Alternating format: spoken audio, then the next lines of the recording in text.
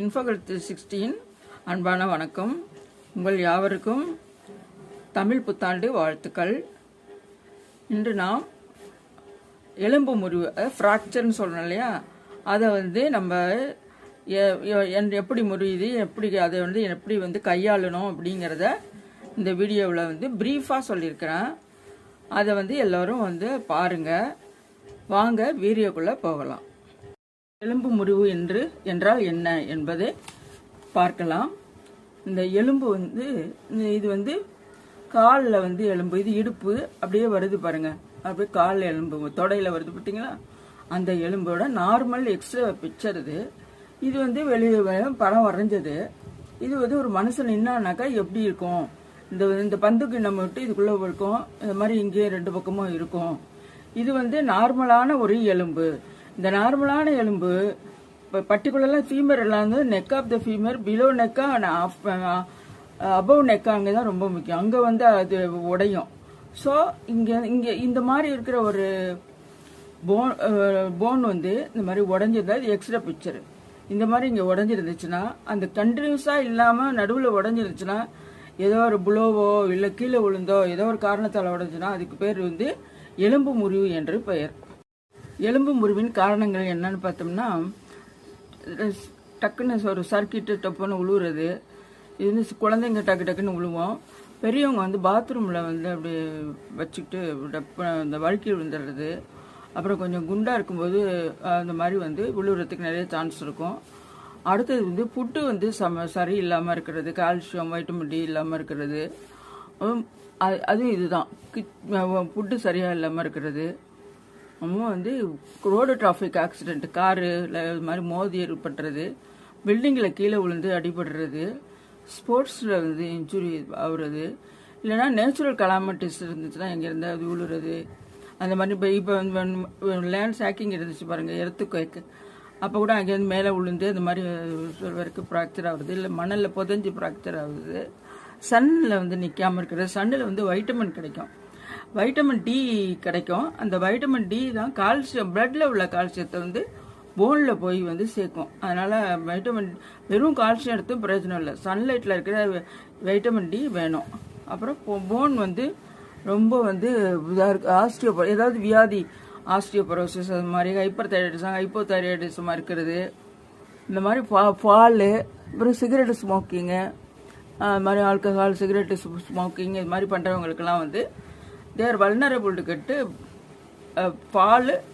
தென் fall எவ்வளவு அந்த அதாவது rate of change of moment is directly proportional to the force which is acting ஆனிட்டு சொல்லுவாங்க நியூட்டன். அது மாதிரி ஃபோர்ஸ் எவ்வளோ இருக்குது, டைரக்ட் ப்ளோவா இல்லை இன்டைரக்ட் ப்ளோவா அப்படிங்கிற ஃபோர்ஸை பொறுத்து தான் ஃப்ராக்சர் ஆகுறது இருக்கும். அதே அங்கே சொன்ன மாதிரி ஆட்டோமொபைல் ஆக்சிடென்ட், போன் வீக்கெண்டு பை ஏதாவது டியூமரு, கேன்சரு, ஏதோ ஒரு ஆஸ்டியோபோரோசிஸ்னு ஒரு ஏதாவது ஒரு இது, இல்லை ஆஸ்டியோமைலைட்டிஸ், போனில் ஒரு இன்ஃபெக்ஷன் ஏதாவது இருக்கிறது, இதெல்லாம் ஒரு காரணம். பல வகைப்படும். அதாவது ஸ்கின்னுக்கு வெளியே தெரியாமல் இருந்துச்சுன்னா அது க்ளோஸ்டு ஃப்ராக்சரு. ஸ்கின்னுக்கு வெளியாக தெரியாமல் இருக்க அந்த போனே கொஞ்சம் இந்த பக்கம் வளைஞ்சிருச்சுன்னா அது கிரீன் ஸ்டிக் ஃப்ராக்சரு. இல்லை போன் வெளியே தெரிஞ்சிச்சு இதுவாக அனுச்சுனாக்கா அதுக்கு பேர் ஓப்பன் ஃப்ராக்சர். இது மாதிரி பல வகை ஃப்ராக்சர் இருக்குது. தெரியும் பாருங்க, இது இந்த இடம் நல்லா கட் பண்ணியிருக்கு. இது ஜஸ்ட் கிராக்கை தான் விட்டுருக்குது, க்ளோஸ்டு ஃப்ராக்சர். இது ஆனால் இது வெளியே தெரியல, ஸ்கின்னுக்கு வெளியே ஆனால் தெரியல, ஆனால் டிஸ்பிளேஸ் பண்ணி ஃப்ராக்சர் ஆகிருக்கு. இது ஸ்கின்னுக்கு வெளியவே இதுவாகிடுச்சு. இதுக்கு பேர் டிரான்ஸ்வர்ஸ் ஃப்ராக்சர்னு பேர். இந்த மாதிரி கொஞ்சம் சைடாக இந்த மாதிரி இது பண்ணுறதுக்கு பேர் ஒப்ளிக் ஃப்ராக்சர்னு பேர். என்ன அவங்களுக்கு சைன்ஸ் அண்ட் சிம்டம்ஸ் இருக்குன்னா, ஃபஸ்ட்டு சிவியராக இருக்கும் பெயின் தாங்க முடியாத பெயின். ஆனால் போய் அதை இந்த மாதிரி சரி பண்ணிட்டாங்கன்னா அந்த பெயின் சரியாயிடும். அதை நேராக வச்சு தியேட்டரில் கொண்டு போய் நேராக வச்சு சர்ஜரியோ ஏதோ ஒன்று பண்ணி மாவு கட்டு போட்டாங்கன்னா பெயின் ஓரளவு கம்மியாயிடும். ஸோ சரியான சிவியர் பெயின் இருக்கும். ஒரு கிளிக் அப்படிங்கிற கிரிப்பிட்டஸ்ன்னு சொல்லுவாங்க, அந்த சவுண்டு ஒன்று வரும். அந்த மாதிரி போன் அந்த இடத்துல வீங்கியிருக்கும், அந்த சதையெல்லாம் வீங்கியிருக்கும். ஒருவேளை சதை திறந்துருக்கும், அதனால புண்ணு மாதிரி சிராய்ப்பு இருக்கும். ஏன்னா அந்த கலர் கூட வந்து மாறி இருக்கும். அந்த ஒரு நேராக இருக்கிற அந்த ஹேண்ட் வந்து இது வரைக்கும் இருக்கணும். ஆனால் அது வந்து சின்னதாக வந்து டிஃபார்மிட்டி இருக்கு பாருங்க, அது மாதிரி இருக்கும். அது தவிர நல்லா தருங்க பாருங்க, திறந்த பூண்டு அதில் வந்து மாதிரி ப்ளீடிங் இருக்கும். கால் வந்து இந்த மாதிரி வீக்கம், அவனுக்கு வந்து காலில் வந்து ஃப்ராக்சர், அதனால வீக்கம் இருக்குது. இவங்க ஃபேஸில் வந்து ஃப்ராக்சர் இருக்குது. அதனால் மூஞ்சி எல்லாம் இந்த மாதிரி வீங்கி போய் இந்த மேண்டிபிள் போனு இதெல்லாம் வந்து வீங்கி போயிருக்குது. சரி, எங்கே வேணாலும் ஏற்படலாம். காரணம் வந்து ஏற்கனவே சொன்னது தான். இங்கே வந்து இங்கே ஒரு இன்ஜுரி ஏற்படலாம். இது வந்து ஹியூமரஸ் போனு, இந்த லாங் போனு, இது வந்து ஃபீமேல். இங்கே வந்து ஃப்ராக்சர் ஏற்படலாம். ஷோல்டரில் வந்து அந்த ஷோல்டர் கீழே விழுந்துடலாம், டிஸ்லொகேஷன் ஆகி அப்படியே கீழே வந்துடலாம். அந்த பந்துக்கிண்ண மூட்டிலேருந்து கீழே விழுந்துடலாம். ரிஸ்ட்டில் வந்து அந்த கையில் வந்து ஃப்ராக்சர் ஏற்படலாம். இங்கே மேலே அந்த போன் இருக்கு, அந்த போனெல்லாம் மெட்டபரஞ்சியல் இதிலெல்லாம் வந்து ஹெட் அண்ட் நெக்கு ஃப்ராக்சர் ஆகலாம். இந்த பக்கம் வந்து ரேடியஸ் அல்னார் அங்கே ஃப்ராக்சர் ஆகலாம். அது தவிர ஹிப்பு ஃப்ராக்சரும் ஆகலாம், ரிப்பு ஃப்ராக்சரும் ஆகலாம். பெட்டெல்லாம் இருக்கு இந்த நடுவில் அந்த பார்த்தீங்களா, இந்த தான் பெட்டெல்லாம் வந்து அதுவும் வந்து டிஸ்லோகேட் ஆகலாம், நழுவலாம். அந்த போன் இருக்கிற இடத்த விட்டு நழுவலாம், இல்லை ரப்சரே ஆகலாம். அதே மாதிரி எல்லா இடம் இதில் இது வந்து ஃபீமர் போனு, இதில் வந்து ஹெட் அண்ட் நெக் ஃப்ராக்சரு, இல்லை நடுவுலையோ எங்கேயோ எந்த இடத்துல வந்து ஃபோர்ஸ் இருக்குது அதுதான் அந்த இடத்துல வந்து அது ஃப்ராக்சர் ஆகும். ஆக்சுவலாக நம்ம என்ன பார்க்கணும் முக்கால்வாசி அப்படின்னா, ஃப்ராக்சர் ஆகும்போது இந்த படத்தை நீங்கள் வந்தோம்னாக்கா ஸ்பைனல் கார்டு இன்ஜுரி பார்ப்போம். அதுதான் வந்து ரொம்ப முக்கியம். அதில் என்ன இருக்குன்னாக்கா, இப்போ வந்து இந்த கழுத்துக்கிட்ட இருக்கு வந்து சர்வைக்கல் போனு. இந்த சர்வைக்கல் போனு வந்து போனில் வந்து ஏதாவது ஃப்ராக்சர் ஏதாவது ஏற்பட்டுருச்சுன்னா, இந்த ப்ளூ கலரில் இருக்கிறது எல்லாமே அந்த இடம் எல்லாமே செயல் இழந்துடும். மூச்சு கூட அவங்களால விட முடியாது, செயல் இழந்துடும், பேரலைசிஸ் வந்துடும். அது மாதிரி இந்த சர்வைக்கல் 6 வந்துருச்சுனாக்கா அப்பவும் 4 பக்கமும் வந்து தெரியாது. அதுக்கு கீழே இருக்கிறது எல்லா இடமும் வந்து பேரலைசஸ் ஆகிடும். T6 இன்ஜுரின்னு சொல்லுவாங்க. அதுக்கு அந்த மாதிரி இங்கே ஏற்பட்ட தொராசிக் பக்கம் 6th போன இது பண்ணால் பேராப்ளேஜியா வந்துடும். ரெண்டு காலும் வராது, கை நல்லா இருக்கும். லம்பார் ரீஜன் இந்த முதுகு கிட்ட வந்துச்சுன்னா அதுக்கு கீழே உள்ள எல்லாமே வந்து அதாவது ஆட்ட முடியாது, ஒன்றும் செய்யாது, அப்படியே செயலிழந்து விடும். அதனால தான் யாராவது வந்து ஃப்ராக்சர் ஆகிட்டா நம்ம ரொம்ப கேர்ஃபுல்லாக வந்து அவங்கள வந்து ஷூட் பண்ணணும். லாக் ரோல் எப்படி பண்ணுறாங்கன்னு பாருங்க. கையை வந்து கரெக்டாக வந்து அவர் தலைக்கிட்ட இந்த மாதிரி வந்து வச்சுக்கணும். அதுக்கப்புறம் 2 பேர் இல்லைன்னா 3 பேர் சேர்த்து 1 2 3 4 அப்படின்னு சொன்னோன்னா அப்படியே ஒரு யூனிட்டாக வந்து திருப்பணும். இதுக்கு பேர் தான் லாக் ரோல்னு பேர். ஃப்ராக்சர் பேஷண்ட்டுக்கு இப்படி தான் திருப்பணும். அப்போ இந்த அலைன்மெண்ட் பாருங்க கரெக்டாக இருக்கு. அப்படி பண்ணுறாங்கன்னு அப்படி பண்ணுவோம். அவருக்கு காலில் இது மாதிரி அடிபட்டுட்டாக்கா இந்த மாதிரி வந்து நடுவில் வந்து ஒரு பில்லோவோ இல்லை சின்ன இது மாதிரி பில்லோ வச்சுட்டு ஸ்பிளிண்ட் இந்த பக்கமாக அந்த பக்கமாக வச்சுட்டு இந்த மாதிரி அசைக்காமல் வந்து நம்ம வந்து ஆஸ்பத்திரிக்கு வந்து ட்ரான்ஸ்ஃபர் பண்ணோம். நம்ம கோல் என்ன தெரியுமா, பெயின் ரிலீஸ் பண்ணோம். ஃபர்தராக வந்து அவங்களுக்கு வந்து காம்ப்ளிகேஷன் உருவாகக்கூடாது. அவங்க போனை வந்து பத்திரமா கொண்டு போய் அந்த இருக்கிற இது மாதிரி அப்படியே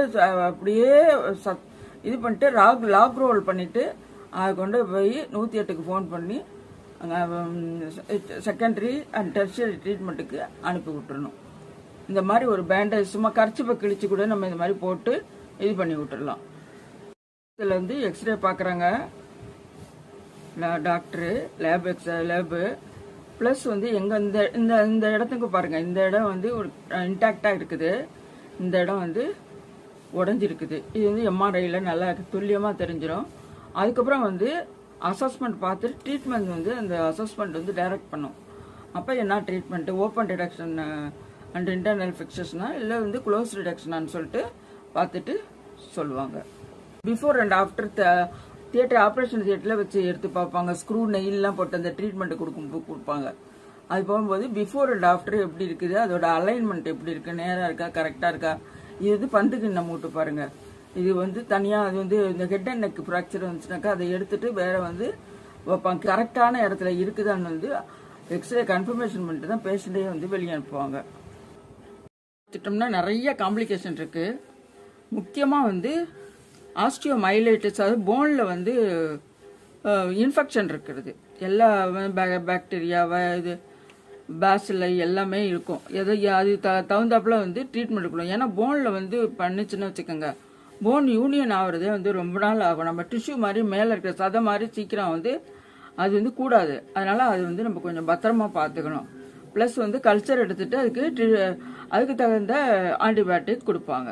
இந்த போனில் பாருங்கள் எப்படி போன் ஃபுல்லாக அப்படியே இருக்குது, பஸ்ட் ஃபார்மேஷன் ஆகி இந்த போனை வந்து தான் ஃப்ராக்சர் போனு. இது வந்து இந்த மாதிரி இது ஒரு காம்ப்ளிகேஷன் நம்ம வந்து பார்க்கணும். அப்படின்னாக்கா ஃபஸ்ட்டே வந்து ஃப்ராக்சர் ஆனவுடனே என்ன பண்ணுவோம், ஃபேட் மௌலிக்கல் வந்து என்ன பண்ணோம், ஃப்ராக்சரில் போன்லேருந்து ஃபேட் மௌலிக்கல்லேருந்து நேராக லங்ஸுக்கு வந்துட்டு வந்து இது பண்ணோம். லங்ஸ் பிடிச்சி பிளட் கேஸை வந்து கம்மி பண்ணி விட்டுரும். ஸோ அதனால் வந்து ஷாக் வரும் பேஷண்ட்டுக்கு. ஷாக்கு, டிஸ்னியா, ரெஸ்பிரேட்டரி டிஸ்ட்ரெஸ்ஸு இதெல்லாம் உண்டாகும். அதனால சொல்லிட்டு என்ன பண்ணுவாங்க, ஆஸ்பத்திரியில் கூட பாருங்கள் ஆக்சிஜன் ஸ்டார்ட் பண்ணுவாங்க. இந்த ஃபேட் மாலிக்கல் வந்து ஆக்சிஜனில் வந்து சின்னதாகிடும். அதனால சொல்லிட்டு ஒரு ப்ரீத்திங் எக்ஸசைஸு, ஆசுவாசப்படுத்தும் போது ப்ரீத்திங் எக்ஸசைஸ் அந்த மாதிரி கொடுத்துட்டு இருக்கும்போது அந்த ஷாக், அந்த ரெஸ்பிரேட்டரி டிஸ்ட்ரெஸ் வந்து வராது. ஃபேட் மாலிக்கல் போய் அந்த மாதிரி லங்ஸில் போய் நுரையீரலில் போய் அடைச்சிக்காது. அது வந்து முக்கியமாக பார்க்கணும். நம்ம ஷிஃப்ட் பண்ணும்போதும் பார்க்கணும், ஆஃப்டர் சர்ஜரியும் பார்க்கணும். இன்னும் நிறைய காம்ப்ளிகேஷன்ஸ் இருக்குது. இதை வந்து நான் அடுத்த வீடியோவில் பார்க்குறேன். இந்த வீடியோ உங்களுக்கு பிடிச்சிருக்கா நேயர்களே? இது பிடிச்சிருந்துச்சுன்னா நீங்கள் வந்து லைக் பண்ணி, ஷேர் பண்ணி, சப்ஸ்கிரைப் பண்ணி உங்கள் ஃப்ரெண்ட்ஸுக்கும் வந்து ஷேர் பண்ணுங்கள். பிறகு ஒரு வீடியோவில் நான் உங்களை சந்திக்கிறேன். வணக்கம்.